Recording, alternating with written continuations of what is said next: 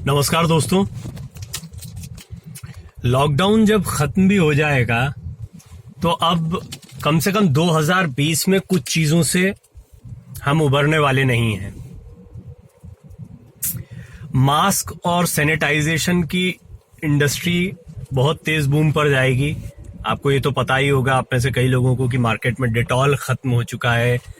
बड़ी मुश्किल से सेवलॉन या ऐसा कोई ब्रांड मिल जाता है आपको, यानी। और नो डाउट सैनिटाइजर बहुत ऊंचे ऊंचे दामों पर बिक रहा है। और मैंने ये भी देखा है कि सेम साइज में अगर अलग कंपनी के नाम से है तो रेट्स में बड़े डिफरेंस आ जा रहे हैं।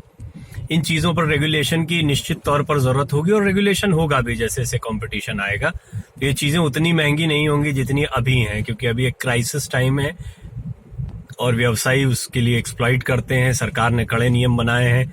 उम्मीद करता हूं कि इन नियमों का पालन भी होगा। अगर लोग शिकायत करते हैं तो, हालांकि अभी चैलेंजेस दूसरे हैं सच पूछे तो, और ऐसे लोग बहुत ही घटिया किस्म के व्यवसायी मैं मानता हूं जो कष्ट के समय पर लोगों को लूटते हैं। बहुत ही बुरे किस्म का ये बिजनेस होता है और बहुत शॉर्ट टर्म भी होता है। देखिए, अब आने वाले वक्त की बात, तो सोशल डिस्टेंसिंग हमारी जिंदगी का हिस्सा हो जाएगी अभी कुछ समय के लिए, और अगर नहीं होती है तो हम मुसीबत में पड़ जाएंगे। फिर हम बार बार इसी जगह पर आते रहेंगे जिस जगह पर हम हैं, क्योंकि जिस तरह से फेज 2 शुरू हुआ चाइना में, उसने ये बता दिया कि जश्न मनाना भले ही दुनिया को दिखाने के लिए और ये बताने के लिए कि देखो हम तो कोरोना से पूरी तरह से अब मुक्त हो चुके हैं, और अब हमने साबित कर दिया कि हम कोरोना से लड़ सकते हैं। चीन वहां फेल हो गया और चाइना ने सारी गलत जानकारियां दी। ये तो मैंने आपको कितने दिन पहले, अब सारी न्यूज में आ रहा है, मैंने आपको बताया था। हालांकि मेरे भी जो सोर्सेस थे वो ये था कि यूएसए बहुत समय से इस बात को कह रहा था, बल्कि उनकी तो जितनी इंटेलिजेंस एजेंसीज हैं वो इस पर काम कर रही थी बाकायदा, कि चाइना ने अपने आज जो मौत के आंकड़े बताए हैं वो किस कदर झूठ हैं। और बड़े चौंकाने वाले तथ्य सामने आए। एक मैगजीन ने खुलासा किया कि एक ही दिन में 5000 अस्थि कलश भेजे गए थे, और तब जबकि वुहान में करीब 2800 के आसपास कुछ मौतें बताई जा रही थी, यानी टोटल कई दिनों की।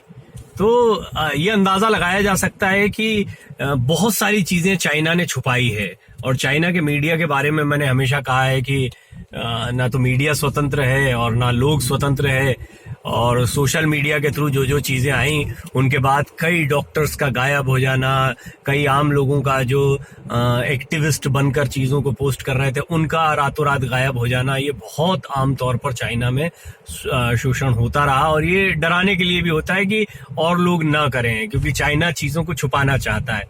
अब जहां छुपाया जाता है वहीं पर तो कोई भेद होता है, और भेद तो वैसे दुनिया को पता है कि वो क्या है।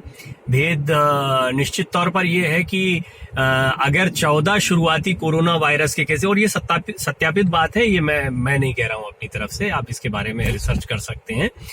14 शुरुआती कोरोना के केसेस जो आए थे उनमें से एक भी जानवरों के उस बाजार में नहीं गया था जिसके बारे में कहानियां उड़ाई गई थी कि चमगादड़ से और यहाँ से और वहां से ये वायरस आ गया, क्योंकि ये लोग इस तरह का। निश्चित तौर पर ये खान पान है, इस खान पान से कई वायरस आए हैं, लेकिन जहां तक इस खतरनाक वायरस का सवाल है जो कि दुनिया पर एक अलग किस्म से छाया है, ऐसा कभी ना हुआ, कभी नहीं हुआ था, ऐसा कभी नहीं हुआ। इनफैक्ट चिकन पॉक्स जैसे समय पर, या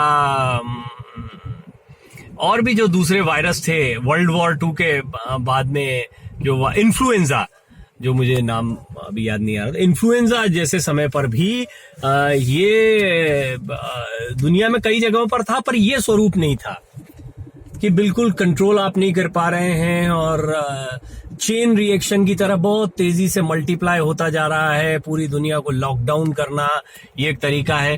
देखिए, भारत के बारे में बहुत सी बातें कही गई, लेकिन एक बात तो तय हो गई है कि लॉकडाउन वो चीज है जिसने हमको बचाए रखा है। और लॉकडाउन का ये पालन हमारे लिए इसलिए भी जरूरी है क्योंकि लॉकडाउन ही वो अस्त्र है जो इसको फैलने से रोक सकता है। बाकी तो फिर कोरोना के मरीज ठीक भी हो रहे हैं और जो बुजुर्ग हैं उनको बचाने की बात कही जा रही है। अब मुझे लगता है कि बच्चे भी अभ्यस्त हो गए हैं। मैं अपने बेटे चैतन्य की एक ऑनलाइन क्लास को देख रहा था और ऑनलाइन क्लास में मैंने देखा कि किस तरीके से बच्चों को बकायदा इस लॉकडाउन के ऊपर कुछ लिखने के लिए कहा गया था। तो बच्चे काफी ये तो कहने का मतलब ये कि छोटे छोटे बच्चे भी अब जानने लगे हैं कि किस तरह की एहतियात बरतनी चाहिए। इसी से कल्चर की शुरुआत होती है। ये जो सफाई अभियान, स्वच्छता अभियान और अलग अलग शहरों को, इंदौर जो नंबर 1 था स्वच्छता में, वो अभी देख रहे हैं हम किस तेजी से कोरोना के मामले में भी नंबर 1 हो गया। तो स्वच्छता तो सीख ली, लेकिन साथ ही साथ सोशल डिस्टेंसिंग, थोड़ी सी अक्ल, ये सारी चीजें भी होना बहुत जरूरी है, जिनका जहां अभाव होता है फिर वहां दूसरी समस्याएं शुरू हो जाती हैं। तो एक नया कल्चर शुरू होगा हाइजीन को लेकर, सतर्कता बरतने को लेकर, बाहर के खाने पीने को लेकर और हैंड वॉश करने को लेकर। ये सब चीजें बहुत जरूरी हैं, पहले भी जरूरी थी लेकिन अब निहायत जरूरी हैं। और दूसरा मुझे लगता है कि अब ये हमारी जिंदगी का हिस्सा बनने वाली हैं। इकोनॉमिक ब्रेकडाउन में जहां पर कई बड़ी कंपनियों की हालत खस्ता होगी, नौकरियां जाएंगी, तो जो लोग अपने लिए संभावनाएं बना सकते हैं उनके लिए बहुत काम भी होगा, चाहे प्रोडक्शन के लिहाज से हो, चाहे छोटे छोटे स्तर पर। यानी स्टार्टअप्स के लिए बहुत अच्छा समय रहने वाला है।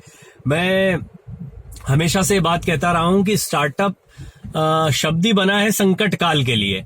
यानी जहां पर संकट है, जहां परेशानी है, वहां स्टार्टअप्स के लिए संभावनाएं हैं। और अब तो प्रोडक्शन से लेके, जैसे मैंने कहा, सैनिटाइजर और मास्क, ये अपने आप में एक बहुत बड़ी इंडस्ट्री आने वाले समय में होने वाली है। या फिर आप अगर कई और ऐसी चीजें जो कि हाइजीन से जुड़ी हुई हैं, स्वच्छता से जुड़ी हुई हैं, उनके बारे में बात करते हैं तो भी काफी संभावनाएं हो सकती हैं। जिस तरह से कई स्टार्टअप्स ने सर्विसेज भी प्रोवाइड की, अर्बन क्लैब जैसे, अगर मैं कुछ स्टार्टअप्स के नाम भी लूं तो, और इन्होंने बहुत ही शानदार तरीके से अनऑर्गेनाइज सेक्टर को ऑर्गेनाइज किया था। तो अनऑर्गेनाइज सेक्टर को ऑर्गेनाइज करने की भी असीम संभावनाएं आने वाले समय में हो सकती हैं, जबकि इस तरह की सर्विसेज को कुछ स्टार्टअप्स अपने लिए संभावना बना सकते हैं। देखिए, मैं अभी ऐसे चलते चलते, बात करते करते आपको आइडियाज दे दूं, इतना आसान भी नहीं होता है। लेकिन अगर मंथन किया जाए तो एक बात बहुत सही है कि आपको बहुत सारी संभावनाएं खुद ब खुद देखने को मिल जाएंगी। और मुझे पूरी उम्मीद है कि स्टार्टअप्स ने इसके बारे में सोचना भी शुरू कर दिया होगा। बस हमें ये देखना है कि किस तरीके से हम रियल, देखिए मैंने अभी शुरुआत में एक बात कही कि सैनिटाइजर्स को बहुत ऊंचे दामों में बेचा जा रहा है। देखिए, मजबूरी का फायदा उठाकर धंधा नहीं किया जाता। और स्टार्टअप्स को भी मैं ये कहना चाहता हूं कि मजबूरी का फायदा उठाए बिना अपने लिए संभावनाओं को तलाशते और कैसे आप परेशानियों को दूर कर सकते हैं, सरकार की कैसे मदद कर सकते हैं, जैसी चीजों पर अगर आप ध्यान देंगे तो निश्चित तौर पर अपने लिए आप कुछ बेहतर विकल्प जो है वो पैदा कर पाएंगे। बहुत शानदार संभावनाएं स्टार्टअप के तौर पर अपने लिए पैदा कर पाएंगे, ऐसा मुझे पूरा विश्वास है। तो मैं उम्मीद करता हूं कि जितने भी स्टार्टअप्स इस वक्त चिंता में बैठे हुए हैं, और बड़ी बड़ी कंपनियों को तो इससे नो डाउट बहुत असर पड़ने वाला है, बट जहां तक सवाल है आईटी इंडस्ट्री का, तो हम देख रहे हैं आईटी इंडस्ट्री में एक बूम है। वहां पर हाइजीन के एक नए तौर तरीके ऑफिसेस में भी अब देखने और सीखने को मिलेंगे। मीडिया हाउसेस की भी स्थिति, नौकरी जाना और ये जाने का झूठ और भ्रम फैलाया जा रहा था। भाई, सबसे ज्यादा न्यूज चैनल तो इसी दौर में देखे जा रहे हैं, सबसे ज्यादा वेबसाइट्स तो इसी दौर में पढ़ी जा रही हैं। तो फिर नौकरियां जाने की बात क्यों कही जाती है टीवी चैनलों से? तो उस पर तो खैर मैंने बहुत डिटेल्ड वीडियो बनाया भी है। तो बिजनेस का जहां तक सवाल है, मुझे लगता है कि ऑनलाइन सर्विसेज, चाहे वो ये आपके बिग बास्केट टाइप्स के जितने भी दूसरे और स्टार्टअप शुरू हुए सर्विसेज को लेकर, अर्बन क्लैब, इस तरह के बिजनेस में भी काफी बढ़ोतरी होगी। सोशल डिस्टेंसिंग में ये सब बहुत जरूरी होंगे, और हाइजीन के लिए इनके विशेष इंतजामात होंगे। और कई बेरोजगार जो युवा हैं उनको इसमें काफी फायदा मिलेगा। मुझे लगता है कि कुछ कड़े नियम बनाने चाहिए अब कुछ समय के लिए। इसको हम हमेशा तो नहीं कर सकते कि आप स्वतंत्रता को बाधित कर दें लोगों की, लेकिन गैर जरूरी तरीके से सड़कों पर निकलने वाले लोगों को रोकने की जरूरत है।